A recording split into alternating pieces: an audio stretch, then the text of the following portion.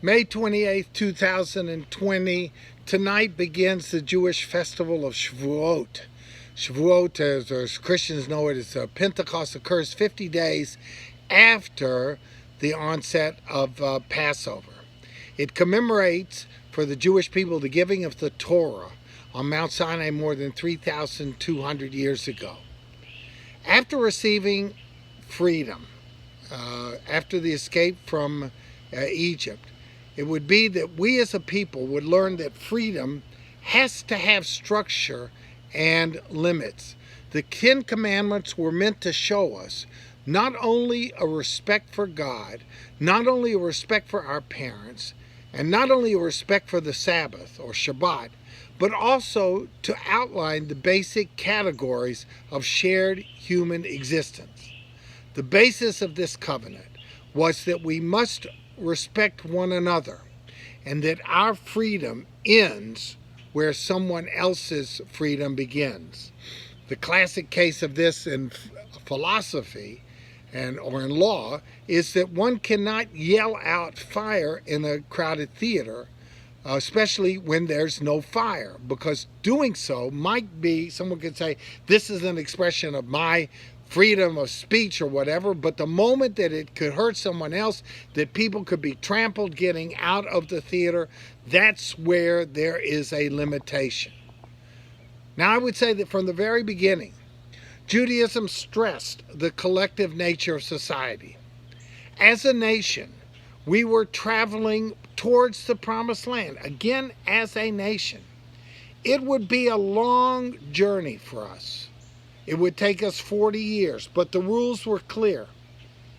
We could not intentionally, out of our own need for self-gratification, do anything which would harm the physical, emotional, mental, or spiritual welfare of someone else.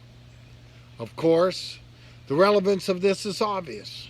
We should not be found, in my opinion, among those who say that they have the freedom to jeopardize the health of someone else.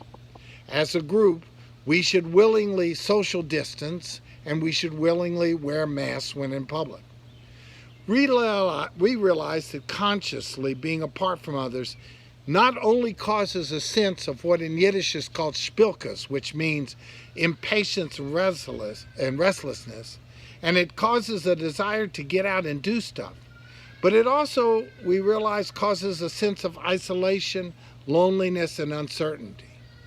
But our shared Jewish tradition reminds us that we are doing what is best for the common good when we isolate from someone else in order to curb the effects of this disease, in order not to affect them.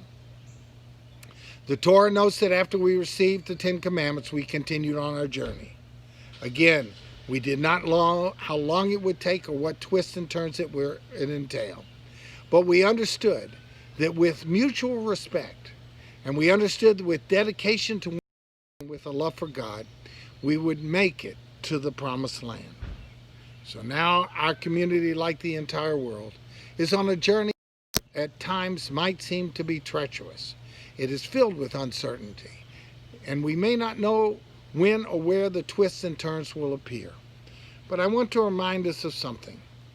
When a Torah scroll is sewn together, when all of the pieces are together, it becomes holy, and it's forbidden to erase even a single letter in it. But when it's still in its several parts, before it's been sewn together, it is not of the same level as holiness. It's permitted to make an erasure in it. Now, why is this? Because in Jewish tradition, those letters represent the souls of the people. And when united, every one of them is so precious that not one of them can ever be blotted out.